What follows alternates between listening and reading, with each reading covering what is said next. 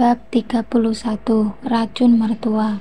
Aku duduk termenung di ruang tamu, meratapi nasib badan ini yang begitu menyedihkan. Suami diambil pelakor, mobil ditarik lesing, dan motor pun sudah disita rentenir. Mau meminta tolong juga tak tahu harus pada siapa. Teman-teman yang selama ini selalu dekat denganku, kini pergi menjauh bak ditelan bumi. Setelah mereka menyadari diriku tak memiliki uang lagi, bahkan Siska terang-terangan menghinaku saat aku datang ke rumahnya, bermaksud meminjam uang padanya tempo hari sebelum berangkat ke rumah Zelia. Padahal aku tahu ia baru saja mendapatkan kiriman uang yang cukup banyak dari hasil penjualan warisan keluarganya. Selama ini aku baik padanya, apapun yang ia pinjam dariku selalu aku berikan, dari baju, sandal, tas, bahkan mobil saat ia membutuhkannya. Inilah kata pepatah, engkau akan dipuja-puja seperti raja saat masih memiliki harta. Saat jatuh, maka harga dirimu akan dijatuhkan sejatuh-jatuhnya, hingga keset kaki saja mungkin lebih berharga darimu. Loh, ibu sama Arya mana mbak? Ini rumah juga, kenapa masih berantakan? Ujar Rika, adik bungsuku. Aku tak menghiraukan pertanyaannya. Mungkin gadis itu bingung. Hari sudah hampir siang, namun meja makan masih kosong. Tak ada makanan sedikit pun. Lagi pula ibu juga terlalu memanjakan dia. Bayangkan anak gadis mana yang baru bangun saat matahari mulai naik tinggi. Mbak, orang ngomong kok nggak dijawab sih? Ibu mana? Aku lapar mbak. Rengeknya membuatku muak. Selama ini ia tinggal makan tidur sesukanya. Akulah yang memenuhi kebutuhan rumah ini dari uang yang diberikan Mas Norman. Sedangkan uang yang diberikan Yuda tidak seberapa. Itu pun lebih banyakkan di tangan ibu. Pergi, nggak tahu kemana, jawabku ketus. Tak sedikit pun berniat beralih dari tempat favoritku saat ini, sofa ruang tamu. Pergi, kok tumben, ibu nggak masak dulu sebelum pergi? Mbak bagi duit dong, aku mau beli makanan, lapar nih. Pinta Rika tak tahu malu, aku menoleh menatap Rika tajam. Oh iya, aku lupa, memang anak ini nggak pernah cuma rasa malu. Jika dia malu maka dia tak akan jadi batang kayu tak berguna di rumah ini. Jika gadis seusia dia sudah banyak yang merantau keluar kota untuk bekerja atau menikah, maka Rika justru hanya makan dan tidur saja kerjanya, persis seperti Yuda. Anak dari rahim ibu tiriku ini dua-duanya tak ada yang beres, hanya jadi benalu menyusahkan hidupku saja. Mbak kok menatap aku seperti itu sih? Mana uangnya? Aku mau beli nasi bungkus, ujarnya, mulai memancing emosiku. Jika kamu mau makan, makannya kerja, jangan cuma bisanya makan tidur, seperti sampah yang tak ada gunanya. Menyempitkan rumah ini saja, hardikku kesal. Biar saja ia tersinggung, aku tak peduli. Mbak sakit ya, apalagi kesambet penunggu pohon di ujung jalan sana. Siang-siang kok ngomel gak jelas. Orang lapar bukannya dikasih uang malah diceramahin. Karena kamu lapar, makanya aku suruh kerja. Memangnya kamu pikir aku ATM berjalanmu, hah? Bentakku. Loh, wajar dong sebagai adik yang paling kecil dan belum berpenghasilan jika minta sama kakaknya. Lagi pula kalau ada Mas Norman, aku bakalan minta sama dia kok. Gak bakal minta sama Mbak Intan yang terkenal pelit. Dengusnya kesal. Aku berdiri menantang, mataku mendelik, mendengarkan ucapannya, karena ulahnya itulah Mas Norman sering memotong jatah bulananku. Katanya sudah diambil ibu dan Rika duluan. Aku menyesal membiarkan mereka tetap tinggal di rumah ini. Sejak kepergian bapak, seharusnya aku usir saja keluarga parasit ini pergi. Mungkin hidupku tak akan menyedihkan seperti ini. Sekarang kenyataannya suamiku itu sudah tidak ada. Jadi jangan bermimpi kalau kamu bisa mendapatkan uang tanpa bekerja. Ujarku semakin geram. Mau kerja apa mbak? Zaman sekarang susah cari kerjaan. Apalagi aku yang cuma tamatan SMA, dalihnya. Gimana mau dapat kerja kalau kerjaanmu cuma tidur, makan, sama dandan? Bangun saja kalah sama anak bujangnya Mpok Leha, sungutku. Aku benar-benar jengkel mendengar ucapannya. Ingin rasanya kulempar tubuhnya itu ke kolam belakang. Watak pemalas memang susah. Jika mendengar kata kerja, selalu banyak aja alasannya. Aku sudah cari kerja kok, memang gak dapat aja. Sekalinya dapat, kerjanya jadi penjaga toko atau pelayan kafe. Aku kan malas kalau kerjaan seperti itu mbak. Paling juga gajinya berapa sih? Gengsi lah, jawabnya, membuat darahku mendidih naik ke ubun-ubun. Kalau kamu mau kerja enak gaji gede, memangnya kamu bisanya apa? Sadar diri, sekolah aja nilaimu pas-pasan. Kalau mau duit gede kerja santai, ya kamu jual diri sana, layani bapak-bapak gendut banyak uang sana. Makiku kasar, tak dapat lagi aku bendung rasa kesalku, hingga mulutku lepas kendali tak pakai filter lagi. Rika tersentak kaget mendengar perkataanku yang kasar. Matanya mulai berkaca-kaca. Mbak, Mbak keterlaluan, aku ini adikmu Mbak, aku masih tanggung jawabmu, wajar dong jika aku minta sama kamu. Toh kamu yang tinggal di sini bersama kami, jawabnya kembali tanpa menggunakan otaknya. Siapa yang bilang kamu adalah tanggung jawabku, hah? Siapa? Lagi pula kalian menumpang padaku, bukan aku yang tinggal bersama kalian, jawabku sengit. Dapat pelajaran dari mana dia hingga dia bisa mempunyai pemikiran bahwa dia adalah tanggung jawabku. Dia memang adikku, tapi hanya sebatas adik tiri. Kami satu bapak berbeda ibu. Lagi pula bukan aku yang tinggal bersama mereka, melainkan mereka yang menumpang padaku. Ini adalah rumah peninggalan ibuku, warisan dari orang tuanya. Mereka tak punya hak atas rumah ini, termasuk almarhum bapak. Mbak Intan, kamu jahat. Akan aku adukan semua ucapanmu ini pada ibu. Rika menghentakkan kakinya kasar, berjalan menuju pintu keluar. Adukan saja, bila perlu bawa ibumu pergi dari rumahku segera. Jangan cuma bisa menggerogoti aku saja. Giliran aku susah, kalian seolah cuci tangan semua. Teriakku mengiringi kepergian Rika dari rumah ini. Gadis itu menoleh sekali menatapku benci lalu membuang muka. Aku berdiri ke arah pintu, lalu menguncinya rapat. Aku tak peduli jika ibu kembali sambil marah-marah. Setelah mendengar aduan Rika, bila perlu aku usir saja mereka berdua dari rumah ini. Lalu rumah ini aku jual dan pergi jauh. Biar tahu rasanya mereka, biar tahu rasanya jadi tunawisma. Intan, Intan. Benar saja, tak sampai 1 jam, ibu pulang ke rumah bersama Rika serta putra semata wayangku. Mata ibu memerah, menyala penuh amarah. Entah apa yang disampaikan Rika padanya. Bisa jadi ia juga menambah-nambahkan percikan pensil di dalam ucapannya. Secara aku tahu sekali wataknya yang bermuka dua dan bermulut manis. Apa sih bu, gak usah berteriak-teriak, kupingku tidak budek, jawabku kasar. Setelah membukakan pintu mereka tentunya. Sebenarnya aku malas membukakan pintu, tapi mengingat putraku bersama ibu, tentu aku tak mau mereka berbuat jahat pada putraku hanya karena kesal padaku. Setelah pintunya terbuka, ibu dan Rika menerobos masuk dan berkacak pinggang di hadapanku.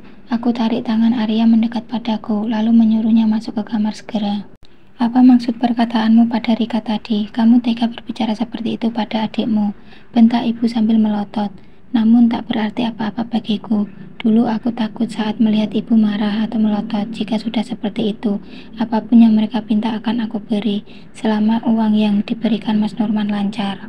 Karena selama ini aku pikir hanya merekalah keluargaku.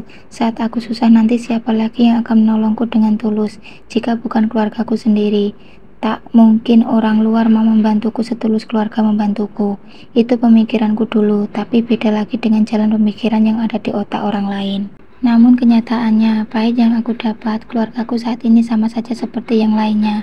Hanya datang saat aku senang, saat aku sakit dan terpojok, ibu seolah lepas tangan. Padahal ia ikut andil membuatku seperti ini. Memangnya aku mengatakan apa? Aku tak mengatakan apa-apa, jawabku santai. Bohong bu, tadi Mbak Intan memakiku dan mengusir kita dari rumah ini. Bahkan ia menyuruhku untuk menjual diri, hanya karena aku meminta uang padanya, sahut Rika mengadu semua yang aku ucapkan pada ibunya. Benar itu Intan, lancang sekali kamu berkata seperti itu pada kami. Lagi pula hak apa kamu mengusir kami dari rumah ini? Hak? Ia bertanya hak apa padaku? Apakah dia lupa rumah siapa yang ia tempati ini? Setelah hidup enak di rumah ini selama bertahun-tahun, membuat ia lupa diri akan statusnya sendiri. Hak mutlak, karena rumah ini adalah rumah almarhum ibuku, warisan dari kedua orang tuanya. Hanya akulah yang berhak atas rumah ini, bukan almarhum bapak, apalagi ibu. Apa ibu lupa jika ibu hanya ibu tiri? Jadi jangan berlagak menjadi pemilik dari rumah ini. Sindirku menekan statusnya padaku.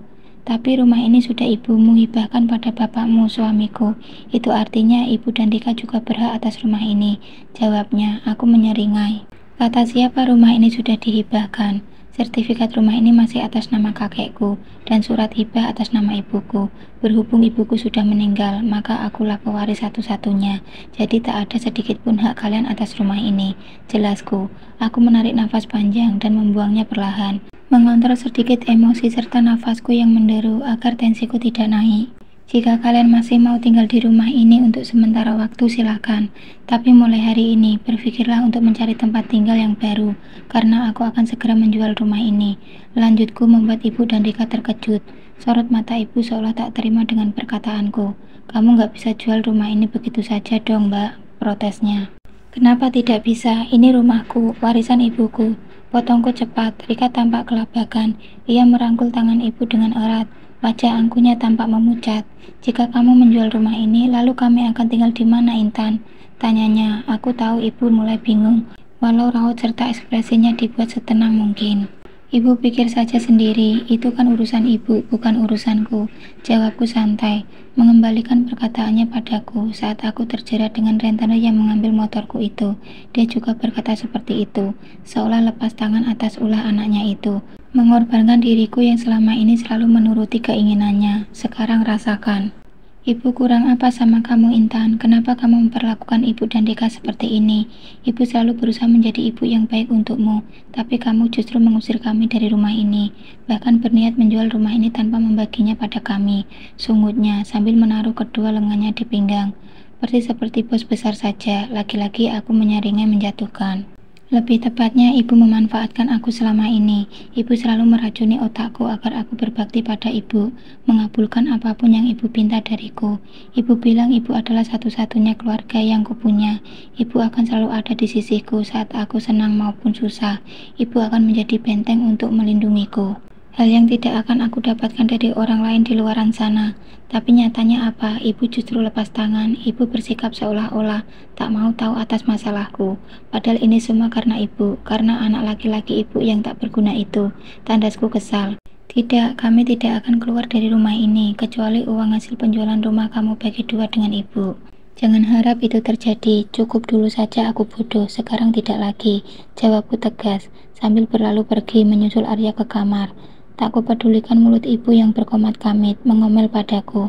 Enak saja, ini rumah peninggalan ibuku. Tentu aku akan menikmati uang hasil penjualan rumah ini sendiri, yang pasti untuk membiayai hidupku dan putraku nantinya.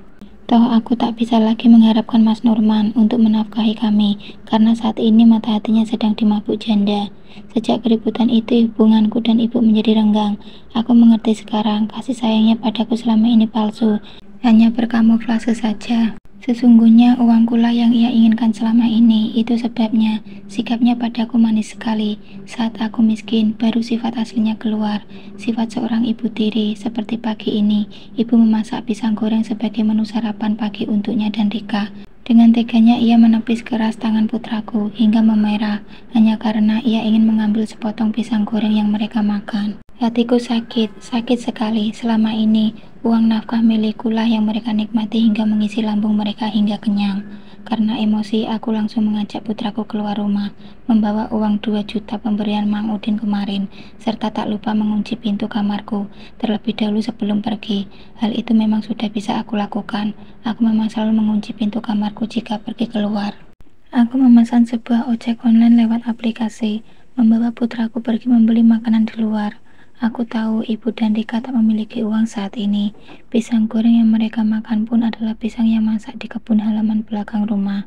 Sedangkan tepung dan minyak goreng memang masih ada stok dari belanja bulananku yang di bulan lalu, saat nafkah Mas Norman masih masuk ke rekeningku. Tunggu saja, nanti juga saat semua stok yang ada di rumah habis, pasti mereka mengemis-ngemis minta uang padaku. Memangnya apa yang bisa dilakukan anak yang pemalas itu? Setibanya di rumah, aku menyuruh Arya mencuci kaki dan tangannya lalu tidur siang. Saat langkah kakiku mengarah ke dapur, aku samar-samar mendengar ibu dan Rika berbicara. Bu, bagaimana jika rumah ini benar-benar dijual sama Mbak Intan? Lalu kita akan tinggal di mana? Tanya Rika dengan suara yang terdengar gusar. Alah, kamu tenang saja. Intan itu hanya gertakan saja. Dia tidak mungkin berani menjual rumah ini. Selama ini ia selalu nurut dengan apa yang ibu katakan. Kali ini dia juga akan melakukan hal yang sama, ujar ibu penuh keyakinan. Sebenarnya aku juga heran kenapa selama ini aku selalu nurut apa yang dikatakan ibu, walau terkadang hati dan pikiranku menolaknya. Kalau Mbak Intan tetap menolak, buktinya sekarang ia sudah bisa memberontak. Kamu tenang saja Rika, itu tidak akan terjadi lagi. Ini semua juga salah ibu. Ibu melakukan apa yang dilarang oleh Mbah Bojo. Makanya mbakmu sekarang sadar dan tidak terpengaruh oleh penunduk itu. Tapi kali ini tidak lagi. Mbak Pujo sudah memberikan ibu ramuan baru yang pastinya lebih dahsyat lagi daripada kemarin. Jawab ibu. Aku yang kaget langsung menutup mulutku agar tak mengeluarkan suara yang membuat mereka mengetahui kalau aku nguping. Sedahsyat apa memangnya, Bu? Ramuan ini akan ibu campurkan pada makanan dan minumannya, lalu akan membuat Intan melakukan apapun untuk memenuhi permintaan kita. Bahkan ibu akan membuat dia menjual dirinya untuk memenuhi kebutuhan kita. Kita pasti akan hidup enak lagi seperti dulu.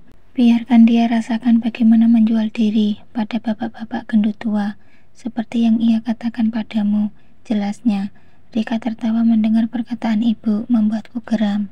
Tanganku terkepal kuat, aku marah dan juga benci. Jadi selama ini aku bukan hanya menghidupi benalu, tapi ular yang melilit dan menelanku bulat-bulat tanpa ampun. Lihat saja nanti, aku akan balas semua perbuatan kalian padaku. Jangan sebut namaku Intan jika aku tak dapat melakukannya.